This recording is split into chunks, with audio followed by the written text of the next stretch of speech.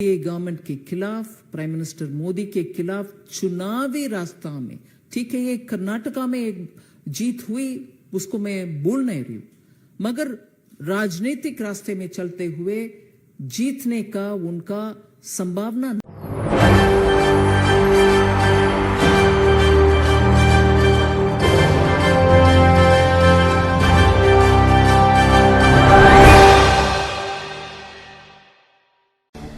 नमस्कार, SPN9 news देख रहे हैं आप। आपके साथ मैं हूं मानसी जायसवाल। केंद्रीय वित्त मंत्री निर्मला सीतारमण अक्सर प्रेस कॉन्फ्रेंस करके भारतीय जनता पार्टी की खूबियां गिनाती हैं, उनकी उपलब्धियां गिनाती हैं, लेकिन आखिरकार भारतीय जनता पार्टी में ऐसी क्या कमियां हैं, वो कब उजागर करेंगी वित्त मंत्री निर्मला सीतारमण, ये सारा देश पूछ रहा है। हर साल देश का बजट पेश किया जाता है वित्त मंत्री निर्मला सीतारमण की तरफ से, लेकिन उसके बावजूद निर्मला सीतारमण से सवाल ये किया जाता है कि आखिरकार जनता के लिए इस बजट में है क्या, लेकिन इसका जवाब निर्मला सीतारमण के पास नहीं होता है।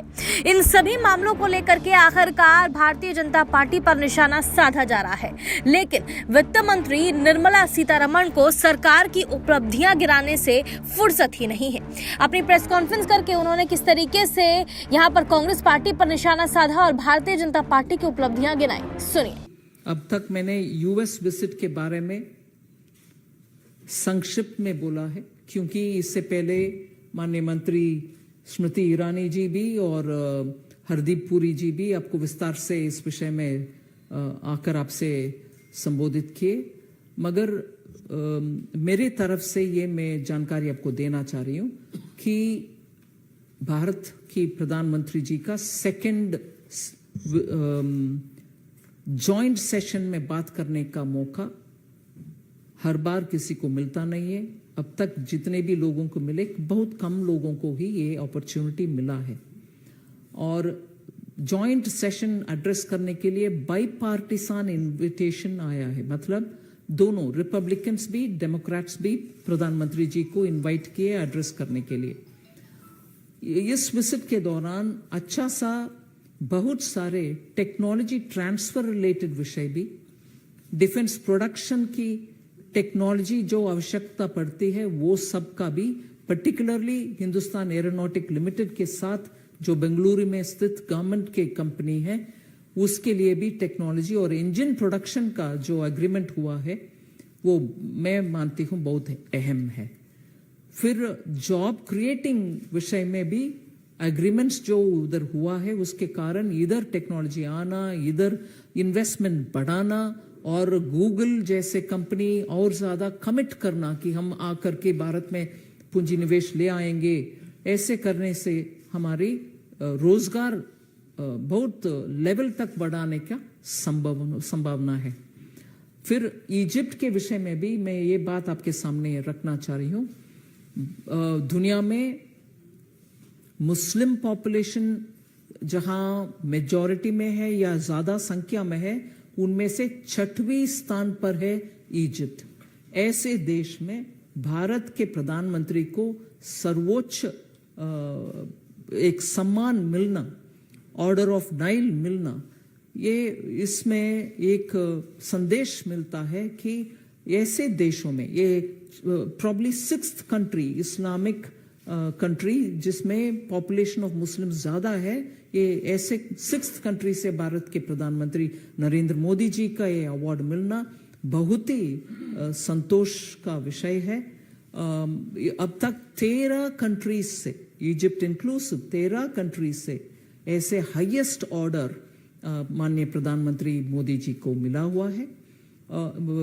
इसीलिए मैं मानती हूँ इजिप्ट के विषय में ग्रैंड मुफ्ती का स्थान बहुत अहम है। उन सोसाइटीज में मुफ्ती का स्थान बहुत ही सम्मानजनक माना जाता है। ग्रैंड मुफ्ती का भी प्रधानमंत्री जी से भेंट हुआ। फिर भारत के बोहरा कम्युनिटी इजिप्ट में बहुत अच्छा संख्या में प्रेजेंट है, वो उस कम्युनिटी से भी प्रधानमंत्री जी का मीटिंग हुआ। मैं मेरा ओपनिंग स्टेटमेंट में इतना कहकर क्वेश्चंस के लिए छोड़ देती हूँ। पार्टी के ओर से हम माननीय प्रधानमंत्री जी को बहुत ही क्या हर्ष व्यक्त करते हैं और उनको बधाई भी देना चाहते हैं कि अवार्ड मिला है और भारत के स्थान उनके मेहनत के कारण आज इतना ग्लोबल स्तर पर रिकग्निशन मिल रहा है। उसके लिए भारतीय जनता पार्टी की ओर मैंने बहुत ही आनंद व्यक्त करना चाहती हूँ। Thank you. Jatin, Ma'am, you will briefly explain the Prime Minister's visit to US, achievements and the significance of it. But concerns have been raised about how minorities are treated in the country. Opposition parties allege of you opting double standards while treating minorities. What do you have to say on that? I think on this question, I've briefly explained also as to how out of the 13 awards that he's been given till now as Prime Minister of the country, 6 have been given by countries where Muslims are in majority. Honorable Prime Minister himself during the press conference in US has said how his government works on Sabka Saath Sabka Vikas principle and doesn't discriminate against any community whatsoever. But the fact remains that repeatedly when people join in this debate and highlight issues which are non-issues in a way, because if there are issues in states which are to be raised, they are being raised at the state level. Law and order is a state subject. People are taking care of it. Elected governments are there in each of the states which respond to it. To just allege without basic data in hand just tells us that these are organized campaigns which purposely are being leveled at the doorstep of the Prime Minister. Otherwise, why would countries give such an honor to Prime Minister? And why would there be a distortion in understanding how India and its minority population, irrespective of which religion they belong to, minority population, are being part of the Indian mainstream? any question? Anand Pandey, TV9। Ma'am, ये सवाल पूछे जाने जैसे कि जब भी मैंने पूछा था कि भारत में अल्पसंख्यकों के अधिकारों के लिए सरकार क्या कर रही है। राहुल गांधी भी जब विदेश जाते हैं तो यही सवाल उठाते हैं, लेकिन इजिप्ट के जो ग्रांड मुफ्ती हैं वो खुद बोल रहे हैं कि प्रधानमंत्री नरेंद्र मोदी अपने यहाँ सभी धर्मों के लोगों को लेकर एक साथ चल रहे हैं और जो बहुलतावाद है उसको बढ़ावा दे रहे हैं। आप सही कह रहे हैं कि ग्रांड मुफ्ती ऑफ इजिप्ट भी ऐसे बयान दे रहे हैं, मगर मैं मानती हूं कि इस देश में ही क्योंकि राजनीतिक तरीके से बीजेपी एनडीए गवर्नमेंट के खिलाफ, प्राइम मिनिस्टर मोदी के खिलाफ चुनावी रास्ता में, ठीक है ये कर्नाटका में एक जीत हुई उसको मैं बोल नहीं रही हूं, मगर राजनीतिक रास्ते में चलते हुए जीतने का उनका संभावना नहीं दिख रही, इसीलिए ऐसे कैंपेन चला रहे हैं। और इसमें कांग्रेस पार्टी का रोल पिछले चुनाव से और उससे पहले वाले चुनाव से भी बहुत ही स्पष्ट दिखता है, जहां पाकिस्तान में जा करके उनके मदद मांग रहे हैं कि भारत में सरकार बदलना है, आप भी एक हाथ जोड़ो करके। और ऐसे टूल किट्स जो विदेश में चलती है उन सबको भी अभी काम में लगाया हुआ है। इसलिए मुझे लगता है कि उनका अपने आप के ऊपर भरोसा नहीं है कि जनता उनका सुनेंगे, इसीलिए ऐसे रास्ते अपना करके प्रधानमंत्री जी के खिलाफ ऐसे एलिगेशन डाल रहे हैं जो बेबुनियाद है। और ऐसे एलिगेशन डालने वाले का पीछे भी देखना चाहिए।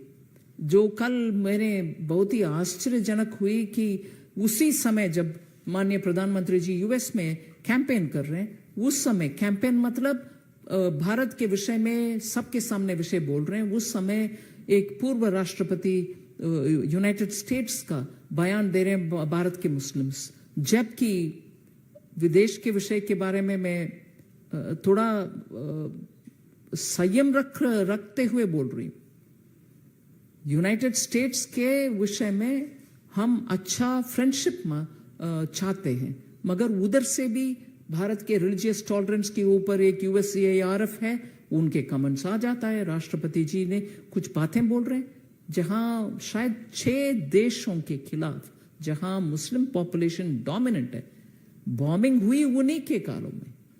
सीरिया से लेकर के यमन के लेकर के सऊदी के लेकर के इराक के लेकर के बॉम्बिंग नहीं हुआ। मोर देन 28,000, मेरे पास इतना स्पष्ट डेटा नहीं है, 7 कंट्री के खिलाफ उसी समय झगड़ा, वॉर लाइक सिचुएशन डेवलप हुआ, और मोर देन 26,000 बॉम्ब्स वे ड्रॉप्ड। ऐसे जब कंट्रीज उनके अपनी तरफ से उनके राजनीतिक निर्णय के बारे में वो करते, तो सुना आपने किस तरीके से भारतीय जनता पार्टी की उपलब्धियां यहां पर गिनाती हुई नजर आई, लेकिन निर्मला सीतारमण से सीधे तौर पर सवाल ये किया जा रहा है, जनता ये सवाल कर रही है कि जिस सरकार में भ्रष्टाचार हो रहा है, जिस सरकार में देश की बेटियों को इंसाफ नहीं मिल पा रहा है, जिस सरकार में गरीबों को जो भुखमरी से मरना पड़ रहा है, उस सरकार को जवाब भी जरूर देना होगा। आप इस पूरे मामले पर क्या सोचते हैं, हमें कमेंट करके जरूर बताएं। देश और दुनिया की तमाम बड़ी खबरों के लिए देखते रहिए SPN9 न्यूज।